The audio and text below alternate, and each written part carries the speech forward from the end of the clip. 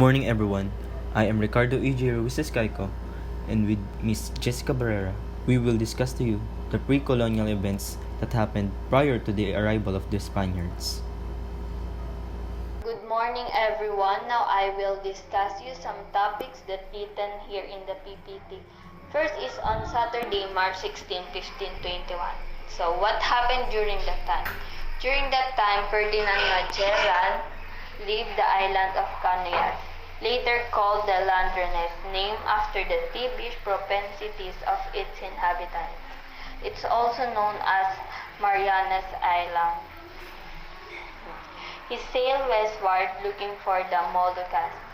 This island is very known for its very lofty mountains. So, on the following day, Magellan landed on a little uninhabited island south of Samar, which is Pigafetta, called Humunu, which is known today as Homonhon, a barangay in Guian, Eastern Samar.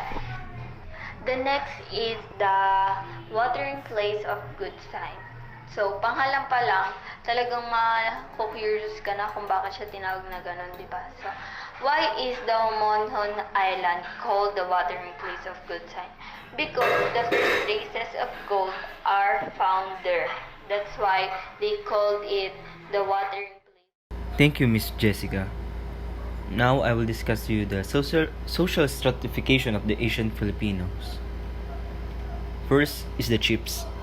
The chiefs held the topmost position among the ancient or early Filipinos and enjoyed most social benefits and luxuries. Sila yung mga namumuno sa mga barangay nung early times. Next is the nobles. The nobles occupied the next highest hierarchy position during the early Filipino days. Ito yung mga nobles, ito yung mga kamag-anak ng datu na o ng mga chief na nasa kanilang barangay. Next is the freeman. The next Filipino social class which was observed in the ancient Filipino days was that of the freeman. Yung mga freeman po ay example niya po ay mga timawa. Sila po ay mga warriors, pwede mo silang mga warriors or servants sa kanilang community. Next po is the slaves. The slaves is the lowermost class in the ancient Filipinos in ancient Filipinos. Sila po yung mga alipin kung tinatawag. Next po ay mga datu. In early Philippine history, datus and a small group of their close relatives formed the apex stratum of the traditional three-tier social hierarchy of lowland Philippine societies. Only a member of this birthright aristocracy called Maginoo, Noblesa, Maharlika, or Timagua by various early chronicles could become a datu. Members of this elite could hope to become a datu by demonstrating prowess in a war and or exceptional leadership. In a large coastal polities such as those in Maynila, Tondo, Pangasinan, Cebu, Panay, Bohol, Butuan, Cotabato, Lanao, and Sulu, several datus brought their loyalty groups referred to as barangays or duluhan into compact settlements which allowed greater degrees of cooperation and economic specialization. In such cases, datus of these barangays would then select the most senior or most respected among them to serve as what scholars call a paramount leader or a paramount datu. The titles used by such paramount datus change from case to case, but some of the most prominent examples were Sultan in the most Islamized areas of Mindanao, Lakan among the Tagalog people, Timway among the Subanen people, Raha in polites which traded extensively with Indonesia and Malaysia, or simply datu in some areas of Mindanao and Visayas. Here are the influences adopted prior to the arrival of the Spaniards. Yung name na Philippines po ay pinanghalan po sa king ng Spain. Siya po ay si King Philip. Kaya po naging Philippines. The Philippine Islands are named after King Philip. Spaniards are referred to by Filipinos as Castilla. named after the former Kingdom of Castile, now a region of Spain. Ito po yung mga nakuha natin sa kanila. First is the religions. Alam natin most of our country ay Christians and some Islam. Before po dumating po sila, Islam ang main religion dito sa Pilipinas. Filipinos at home set up altars in the Hispanic tradition adorned with Catholic images, flowers, and candles. Yun nga po, mga simbahan, mga Catholic images, mga pictures ni Jesus Christ, Mama Mary, like that. Next is the festivities. Ito po yung mga festivals na nakuha po natin sa like all major Christian holidays are observed as official national holidays in the Philippines. Yes, tama po yun. Ang katulad po nito ay yung Christmas, like Christmas, New Year's, and marami pa pong iba. Next po ay yung arts, literature, and music po. Hispanic influence is based on indigenous and European tradition. Folk dance, music, and literature have remained intact in the 21st century. Next po is individuals. A Spanish or Latin sounding surname does not necessarily denote Spanish ancestry in the Philippines. Marami pong surnames ang nakuha natin sa kanila. Like Cruz, marami pa pong iba. Today, I will discuss the norms and customs in courtship and marriage tradition. Traditional courtship in the Philippines is described as far more subdued and indirect approach compared to Western or Westernized cultures. It involved phases or stages inherent to Philippine society and culture. So, before we start, let me tell you what is courtship. Courtship is the traditional dating period before engagement and marriage. So, what is the purpose of courtship? Courtship is to understand what romance and commitment looks like with another person. Did the marriage start with courtship? Of course, marriage and relationship started with courtship and dating. Because before being a couple, you have to know each other and you will able to learn about each other through dating and courtship. Now I will tell you some practices of traditional courtship here in the Philippines. The first one is pasaguli or riddle courtship. What is pasaguli or riddle courtship? This form of courtship has been practiced ever since before the Spanish rule arrived in the country. In this wooing form, parents of both the suitor and the pursued lady are present in the event, where love riddles are delivered for two major purposes: to showcase certain expression of love and to assess the sentiment of the parents of both parties. Next is the harana. This seems to be the most popular known courtship gesture in the Philippines. It is very romantic and emotionally appealing.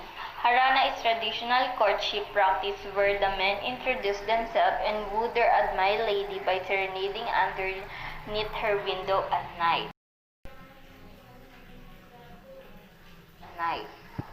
The next is balak or spoken poetry. In the Visayas region, most especially in Cebu, balak or spoken poetry was the most popular courtship mode in the past.